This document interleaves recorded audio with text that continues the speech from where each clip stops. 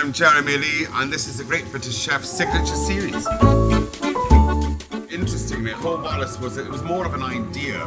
So we took more and more of a British approach and seasonal, all the things that I'd always cooked with since a kid. And there's something very pleasing about taking ingredients like celery and leeks and turning them into beautiful salads.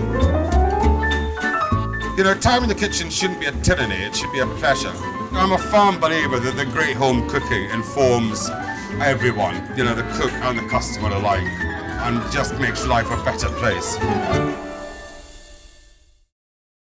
Hello, I'm Jeremy Lee, chef proprietor of Covadas on Dean Street, W1D 3LL in the heart of Soho. One of the last great bastions of the Italian restaurants that used to dominate Soho back in the day.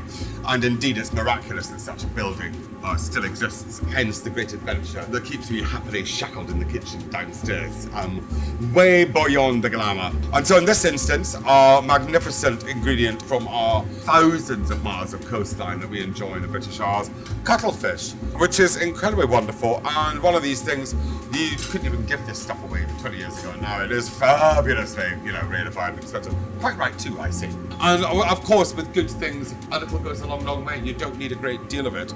So you have the tentacles of the cephalopod. We then have the body, which is this amazing, delightful, soft, pulpy flesh.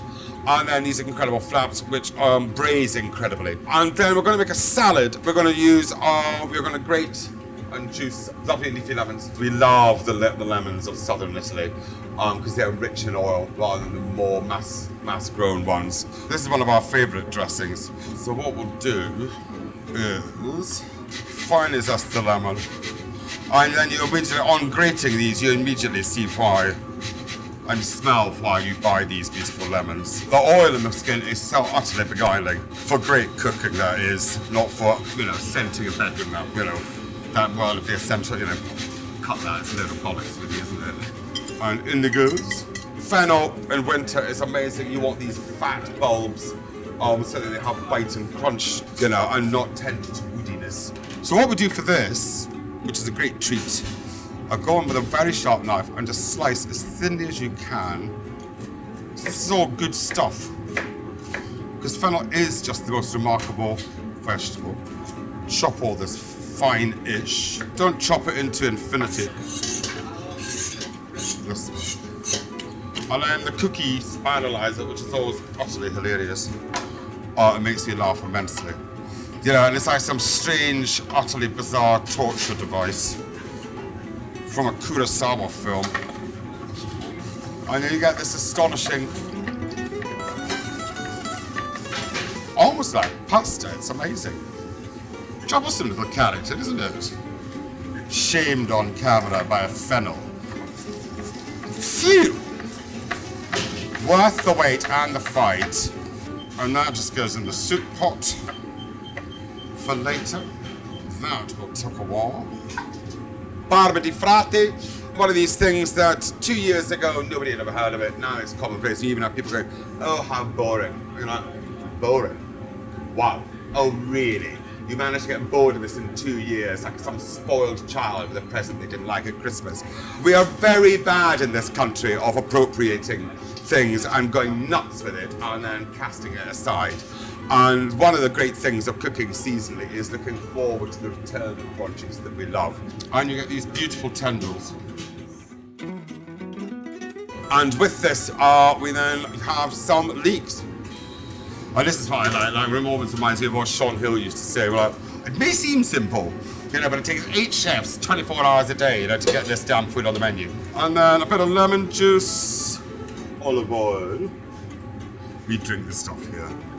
The thirst for olive oil in this kitchen is beyond risible and hilarious. So that is the preparation for our salad. And without further ado, cuttlefish. We don't want to cut this into a square and chuck away all the trim. Well, I'm very happy with ad hoc shapes. And the only thing you need to do is look out for the thinnest membrane that is here on the inside and just trim that away. But again, we are not wed to, the cooking that reduces a carrot to a tiny 1 millimeter square. And I'm very happy for food to be itself. The rule for size, you just want to think, what's going to sit prettily on the end of a fork? before you pop it in your mouth, you know. And so you just slice these very pretty little strips. Because there's nothing worse than getting these sort of, you know, unwieldy things on inside, you know. And then when you get to that side, you then flip it around 90 degrees. And then you get these rather charming little strips. And this cooks incredibly quickly, which is lovely thing. Shall we? Follow me. We go. And it barely needs any cooking at all. Everyone likes to meddle with food. And as soon as it hits the thing, starts touching it. You know? Well, how would you feel if somebody just touched you all the time? You know? It's all a bit bothering, you know. So don't let it do its thing. And once that ferocious steam evaporates, and you start seeing the colour around the edges develop, and then you can very quickly toss that around, and in your bowl start raking this in. And you can, of course, do this in a griddle pan, in a frying pan, or you know, however you want to do it. And then very quickly a little toss on here. Just do a nice little tumble of salad. There you go. And that's our cuttlefish and fennel salad with monk's beard and lemon and olive oil and other delicious things.